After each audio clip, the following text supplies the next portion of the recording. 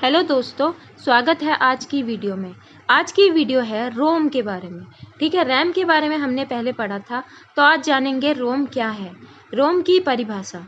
रोम computer की मुख्य अथवा प्राथमिक मेमोरी यानी मेन अथवा प्राइमरी मेमोरी होती है, जिसका नाम रीड ओनली मेमोरी होता है। यह सिलिकॉन से बनी एक सेमीकंडक्टर चिप होती है जिसमें डेटा व प्रोग्राम्स स्थायी तौर पर स्टोर होते हैं। जैसा कि इसके नाम से ही पता चलता है कि यह एक ऐसी प्राइमरी मेमोरी है जिसमें संग्रहित डेटा व निर्देशों को केवल पढ़ा जा सकता है, उन्हें बदला या फिर उसमें कोई एडिट, अल्टर या डिलीट नहीं किया जा सकता। ठीक है, हम उसको सिर्फ पढ़ सकते हैं, उसको मॉडिफाई नहीं कर सकते। यह एक स्थायी मेमोरी है, परमानेंट मेमोरी जिसको कहते हैं, जिसमें संग्रहित डेटा व प्रोग्राम विद्युत सप्लाई यानी लाइट चले जाने के बाद या कंप्यूटर बंद होने के बाद भी नहीं मिटता है, वह ज्यों का त्यों रहता है। यही वजह है कि रोम को नॉन वोलेटाइल मेमोरी भी कहते हैं। यह कंप्यूटर के मदरबोर्ड में एक सिलिकॉन चिप के रूप में फिक्स रहती है। अब इसका उपयोग क्या होता है? कंप्यूटर निर्माण के समय में ही रोम को कुछ माइक्रो यानी छोटे छोटे प्रोग्राम जैसे पोस्ट मीन्स होता है power on self test, BIOS, basic input output system आदि स्थायी तौर पर संग्रहित कर दिए जाते हैं, जो कि कंप्यूटर के ऑन होने पर उसकी सभी इनपुट डिवाइसेस एवं आउटपुट डिवाइसेस को टेस्ट और नियंत्रित करते हैं। साथ ही कंप्यूटर की बूटिंग प्रोसेस को भी मैनेज करते हैं और आवश्यकता होने पर यूजर को समय समय पर निर्देश भी देते रहते हैं।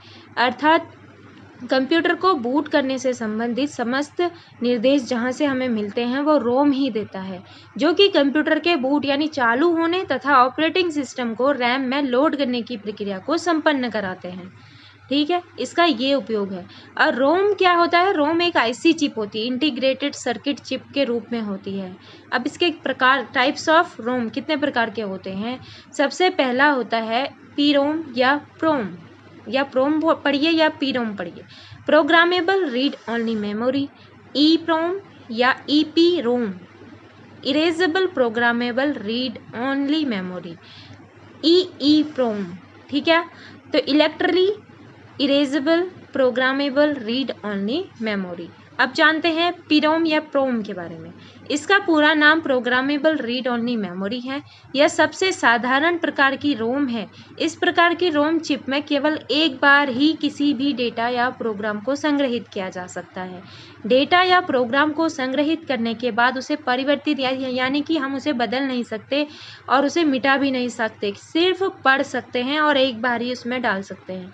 कंप्यूटर में बायोस प्रोग्राम और पोस्ट प्रोग्राम के माइक्रो प्रोग्राम इसी प्रकार के रूप में ये प्री रोम में ही संग्रहित किए जाते हैं, छोटे छोटे। अब इससे क्या हानि होती है? इस प्रकार की रोम में संग्रहित हुए प्रोग्राम यदि किसी कारणवश त्रुटि हो जाती है तो यह पूरी की पूरी रोम चिप ही बेकार हो जाती है, क्योंकि किसी भी प्रकार का सुधार संभव नहीं होता है। प्रोम में केवल एक बार में ही प्रोग्राम डेटा संचित कर सकते हैं, दोबारा नहीं कर सकते। ठीक है, एक बार डल गया जो डल गया। प्रोम प्रोग्राम या प्रोम प्रोग्राम बर्नर क्या होता है? इसमें सूचनाओं को स्टोर करने या बर्न करने का काम एक प्रोग्राम द्वारा किया जाता है, जिसे प्रोम बर्नर या प्रोग्रामर कहते हैं। इस प्रकार रोम में केवल एक बार प्रोग्राम स्टोर किया जाता है और फिर बाद में इसको सुधार पाना संभव नहीं होता है। सेकेंड टाइप है ई प्रोम। इसका पूरा नाम erasable programmable read only memory है। इसे ई प्रोम या ईपी रोम भी कहते हैं। इसे ई प्रोम या ईपी रोम एक ऐसे प्रकार की रोम है जिसमें स्टोर डेटा व प्रोग्राम को मिटाया जा सकता है और इसमें डेटा व प्रोग्राम को स्थायी तौर पर संग्रहित भी किया जा सकता है। इन डेटा व प्रोग्राम को संग्रहित करने का कार्य एक प्रोग्राम द्वारा किया जाता है, जिसे ई प्रोम प्रोग्रामर या ई प्रोम प्रोग्राम बर्नर कहते हैं। एक बार स्टोर करे डेटा को केवल रीड किया जा सकता है।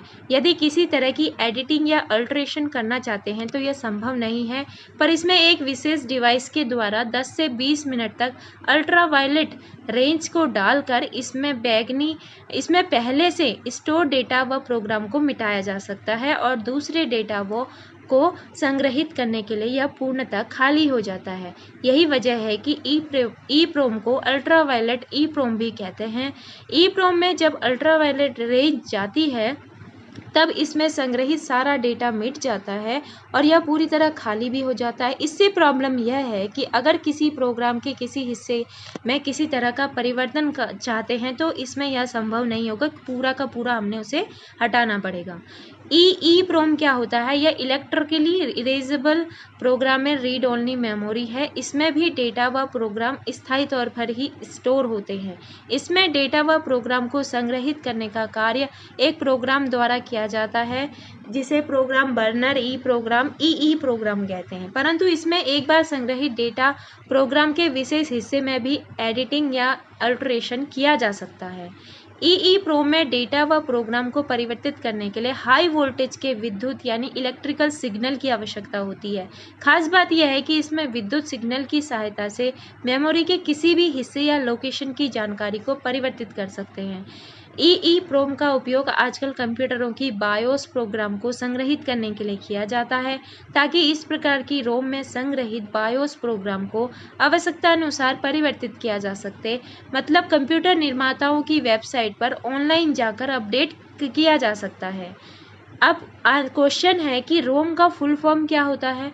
तो रोम का फुल फॉर्म होता है रीड ओनली मेमोरी। क्या रोम एक फर्मवेयर है? हाँ, फर्मवेयर है। अब फर्मवेयर क्या होता है? सॉफ्टवेयर प्रोग्राम या हार्डवेयर का मिश्रण फर्मवेयर कहलाता है।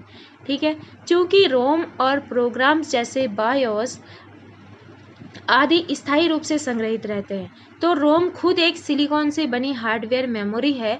अतः इस सॉफ्टवेयर व हार्डवेयर के मिश्रण को फर्मवेयर के नाम से जाना जाता है। तो दोस्तों, आपको यह रोम के बारे में जानकारी कैसी लगी? तीनों टाइप्स आपको समझ में आ गए होंगे। तो पहला टाइप्स था जिसमें हम चेंजेस नहीं कर सकते, दूसरे में थोड़ा सा पूरा कर सकते हैं।